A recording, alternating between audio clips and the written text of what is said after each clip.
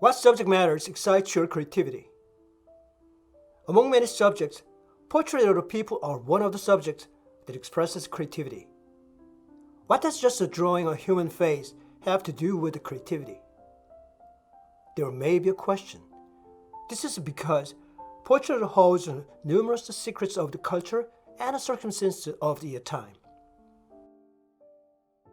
A portrait is a drawing that can illustrate an individual's physical likeness, status, personality, or interest. This chapter introduces the various ways the artist express people. In this chapter, we will introduce the interesting stories about portraits that we did not know and that we didn't often see without any reaction. First of all, when it comes to portraits, these are the representative styles of we think of. Portraits of the rich and powerful nobles and royalty were painted by French artist Elizabeth Lebrun.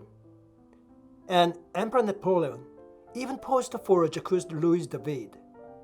On the other hand, the introverted and enigmatic artists Vincent van Gogh and Paul Gauguin painted a self-portrait that strongly expressed their own style.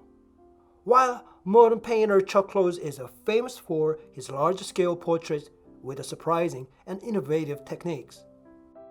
Their uses and the purposes are greatly different, and the methods of drawing them are also interestingly different. Hello, this is Uncle Andy from sArt, who explains difficult art in an easy and fun way. Today, we'll learn an interesting story about portraits. First, how about seeing rare double-sided portrait of Leonardo da Vinci as the first work? Let's go to see it. So, who is today's main character, Ginevra? Ginevra, the Amerigo da Vinci, lived in Florence, Italy, 500 years ago. The daughter of a rich banker, she was the second of 7 children. Her nickname, La Banshee, as known as the Banshee, was likely an endearing reference to her delicate appearance and gentle spirit. Ginevra was a poet, and she was praised by those who knew her for her intellect and a virtuous character. Leonardo painted her portrait around the time she married in 1474. Ginevra was about 16 years old in this portrait. It represents her as a refined young woman with a porcelain complexion. Her modest brown dress is enlivened with elegant details: blue ribbon bracing, gold edging, and a sheer-side blouse fastened with a delicate gold pin or button. A black scarf is gently draped over her slender shoulders and neck.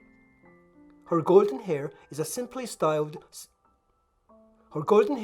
styled simply, parted in the middle and pulled back in the bun, leaving ringlets to frame her face. Without the distractions of luxurious fabrics and sparkling gems, Ginevra herself attracts the attention. Her brown eyes gaze steadily from under almond-shaped lids, and her lips are closed in a quiet line. Unlike portraits in profile that were more typical at the time, Ginevra's portrait shows her in a three-quarter view as a way to reveal more about her. Okay, let's look at Ginevra closely. How does she feel? What might she be thinking about? What aspects of her personality does the portrait convey? Leonardo da Vinci believed a special meaning for his portrait. A face is not well done unless it expresses a state of mind. Italian artist Leonardo da Vinci lived during the exciting period known as Renaissance, a time recognized for a renewed interest in knowledge, the arts, and the science. He was an artist as well as an inventor, architect, engineer, musician, mathematician, astronomer, and a scientist. In many ways, his intellectual curiosity, careful observation of nature, and artistic creativity characterized in the Renaissance itself. Born in the small town of Vinci, outside Florence, Leonardo moved to the city at the age of 12 to train in a workshop of Andrea del Verrocchio, a leading artist of the time. Leonardo was just 22 years old when he painted this portrait of Ginevra da Vinci. It is the first of only 3 known portraits Leonardo painted in his career. The portrait may have been commissioned by Ginevra's older brother Giovanni on the occasion of her engagement. Throughout his life, Leonardo embraced opportunities to experiment with the materials and explore artistic approaches. Ginevra's portrait was among his earliest encounters with the medium of oil painting. Leonardo used his fingers and the palm of his hands to mix the wet paint, which enabled him to blend colors and create soft, delicate edges that allowed for subtle transition from light to shadow. Evidence of Leonardo's innovative technique remains on the painting. His fingerprint is visible on the surface where the sky meets the juniper bush above Ginevra's left shoulder. This was among the first portraits created in Florence that showed cedar outdoors. In fact, Leonardo gave almost as much attention to the landscape as he did in Ginevra. Behind her is a tranquil scene with small trees lining the banks of a pool of water and a town nestled in the hills under the misty sky. The large plant behind Ginevra's head is a juniper bush, an evergreen with sharp, spiky leaves. It is a weird pun on Ginevra's name. Ginepro is the Italian word for juniper.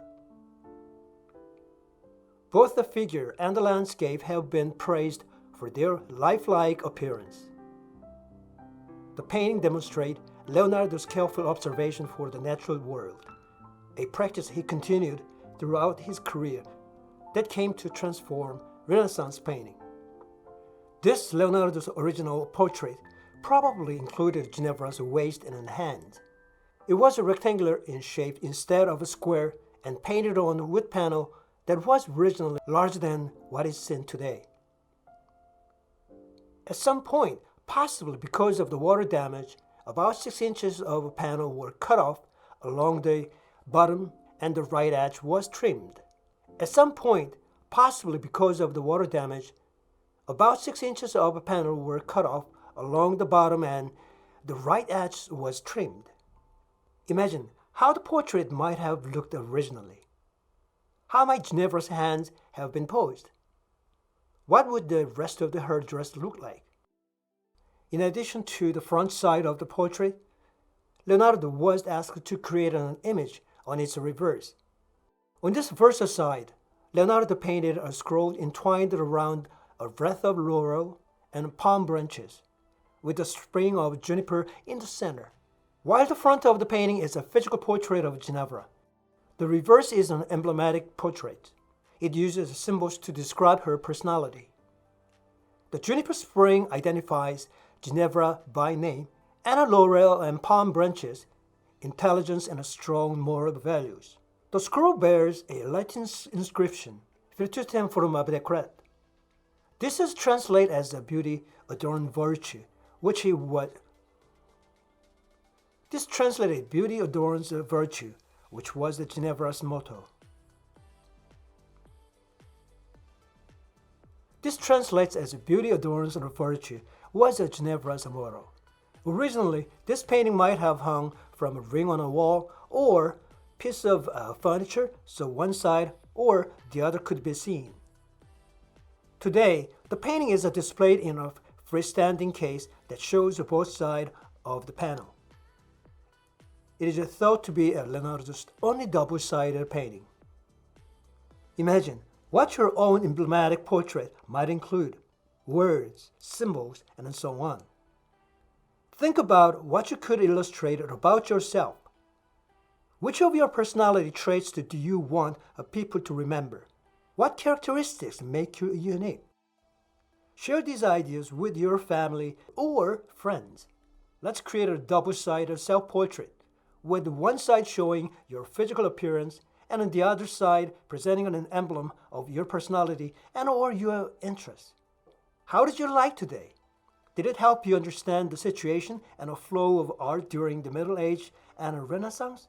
I concluded today's video with the thought that if you know these things in an appearance the work, you will easily enjoy it. If today's content was helpful, please subscribe, like, and leave a lot of comments. So, bye until next time.